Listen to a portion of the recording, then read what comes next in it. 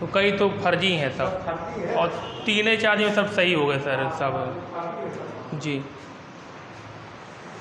आइए चलिए, कोई अभी स्टार्ट हुआ था आपका औकलन, ठीक है। तो मैंने आपसे कहा हुआ था कि औकलन के फॉर्मूले आपको सभी रन कर लेने हैं।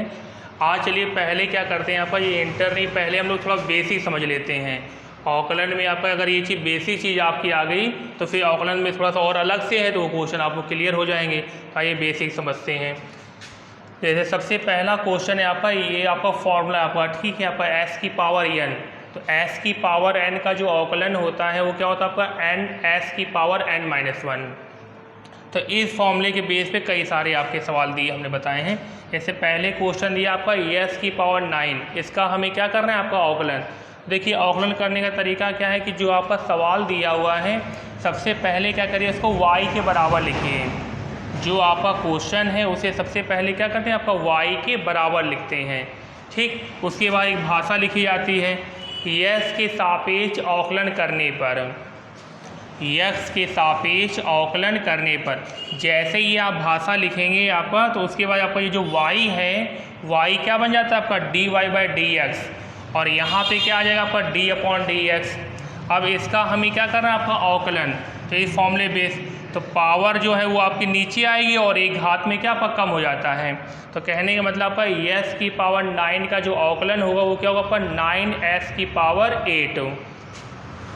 इसी प्रकार एक क्वेश्चन मैंने और दिया है। तो सबसे पहला काम क्या है कि सवाल को y के बराबर मान लीजिए, फिर भाषा।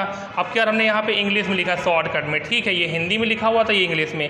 तो अगर शॉर्टकट में अगर आपको लिखना है तो क्या लिखते हैं, differentiation with respect to x। Shortcut में लिखने का तरीका होता है आपका differentiation with respect to x। इसके बाद आपका ये जो y है, y क्या बन जाता है आपका dy/dx। और यहाँ पे देख क्या है, मैंने कहा था आपको बताया था कि केवल औकलन किसका होता है आपका चर। चर क्या होता है आपका, यस के साथ लिखा हुआ है, y के साथ लिखा हुआ है, थीटा के साथ लिखा हुआ और t के साथ। इसके बाद सारे अचर पद होते हैं, तो अचर का औकलन नहीं होता है। तो यहाँ पे देख क्या रहे हैं आपका अचर पद किसके साथ लिखा है आपका चर के साथ। अगर केवल अचर पद है तो उसका 0 होता है, और अचर पद यदि चर के साथ उसको अलग कर लीजिए। तो देखिए अचर पद को हमने अलग कर लिया और ये आपका सजा दिया हमने। अब ये आपका पावर में जो लिखा वो नीचे आएगा और एक हाथ कम हो जाएगी, तो फाइनली आपका ये आंसर आएगा, ठीक। तो ये तो एक पद हो गए। मान लीजिए कई सारे पद दिए हैं, तब कैसे सॉल्व करते हैं। तो सबसे पहले सवाल को y के बराबर लिखिए, ठीक है। फिर भाषा differentiation with respect to x, तो y क्या बन जाएगा आपका dy/dx। ऐसे में देखिए ये एक आपका अचर पद है, तो देखिए अचर पद को मैंने अलग कर लिया। यहाँ पे अचर पद क्या आपका b, यहाँ पे अचर पद क्या c। अब c को हम बाहर लेंगे तो अंदर क्या आपका 1 बचेगा। आइए, x² का औकलन क्या होता है आपका 2x, x का औकलन क्या होता है आपका 1, और अचर पद का औकलन क्या होता है आपका 0। फाइनली आपका आंसर ये आएगा। अब आइए आपको कुछ सवाल बता रहे हैं आपका दो पदों का गुणनफल।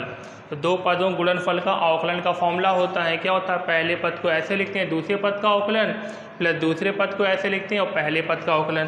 तो ये सवाल दिया है।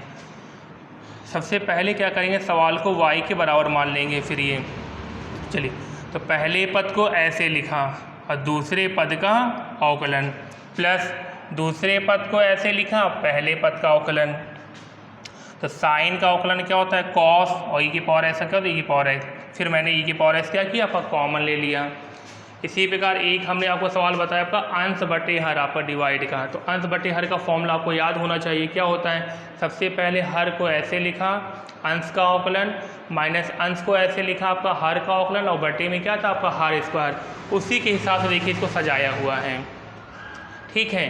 सबसे पहले y के बराबर मान लिया, फिर भाषा लिखी आपका differentiation with respect to x।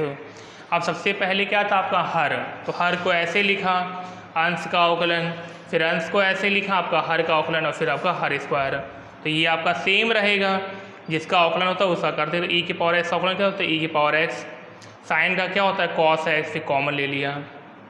चलिए ठीक है। अब यहाँ पे एक चीज़ आपको यहाँ पे ये ध्यान देनी है कि अगर x लिखा होता है बराबर में आपका जो सवाल है आपको वो x करके दिया है, तो भाषा क्या लिखते हैं आपका differentiation with respect to x, और यहाँ क्या था आपका dy/dx।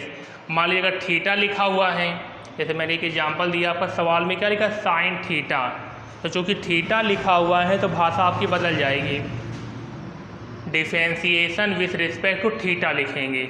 अगर थीटा है तो थीटा के सापेक्ष अवकलन करते हैं, अगर टी दिया है तो टी के सापेक्ष अवकलन होता है, यदि आपका यक्स दिया तो यक्स के सापेक्ष।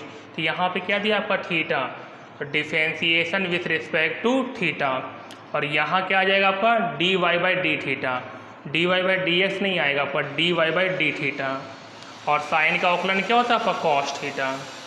ऐसे यहाँ देखिए टी लिखा है, अब टी लिखा है तो भाषा बदल जाएगी, differentiation with respect to T, तो टी के हिसाब से जब करेंगे तो यहाँ क्या आपका D Y by D T आ जाएगा।